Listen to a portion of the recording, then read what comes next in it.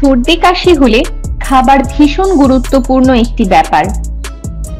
যেসব খাবার খাওয়ার ফলে আমাদের অনেকটাই রিকভারি করা সম্ভব। বাচ্চাদের সর্দি কাশি হয়ে থাকে অত্যাধিক গরম এবং ঠান্ডা থেকে। এছাড়াও কারোর ভাইরাসের কারণে সর্দি কাশি হয়ে থাকে এবং অ্যালার্জির মতো সমস্যা থাকলেও সর্দি কাশি হয়ে থাকে।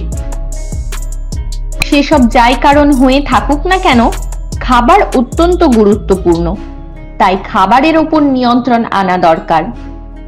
খাবারের মধ্যে বিশেষ করে স্যুপ, আদা চা, এই টাইপের গরম লিকুইড জাতীয় খাবার, এগুলি অত্যন্ত উপকারী।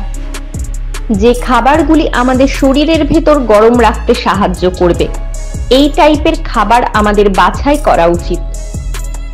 যেমন মধু, আদা।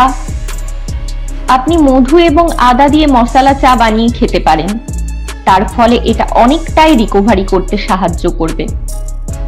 যদি অত্যাধিক পরিমাণে কাশি হতে থাকে বা কফ জমে যায়, তাহলে এক টুকরো আদা গরম জলের মধ্যে ফুটিয়ে এটা যদি দিনে 2 থেকে 3 বার পান করতে পারেন, তাহলে কাশি 7 দিনের মধ্যেই ভালো হয়ে যাবে। আবার আপনারা 1 গ্লাস গরম জলে আদা, মধু, তুলসী পাতা, এক টুকরো হলুদ, এগুলি একত্রিত মিশিয়ে ফুটিয়ে খেতে পারেন। এর থেকেও অনেক উপকার পাবেন। সর্দি কাশির জন্য ভিটামিন সি অত্যন্ত গুরুত্বপূর্ণ। ভিটামিন সি এর মাধ্যমে আমাদের সর্দি কাশি অনেকটাই ওভারকাম করতে পারে। ভিটামিন সি আমাদের এই ফ্লু জাতীয় সংক্রমণ রিমুভ করার কাজে লাগে। আমাদের সর্দি কাশির জন্য অত্যন্ত গুরুত্বপূর্ণ ভিটামিন সি যুক্ত ফল এবং শাকসবজি, এগুলি অত্যাধিক পরিমাণে খাওয়া দরকার। যেমন ফলমূলের মধ্যে পেয়ারা, কমলা লেবু, পাতি লেবু, মৌসম্বি লেবু, এগুলিতে প্রচুর পরিমাণে ভিটামিন সি পাওয়া যায়। আমরা লেবু চা কিংবা লেবুর শরবত বানিয়েও খেতে পারি। তবে একটা কথা সবসময় মাথায় রাখবেন, ঠান্ডা শরবত কখনোই খাবেন না।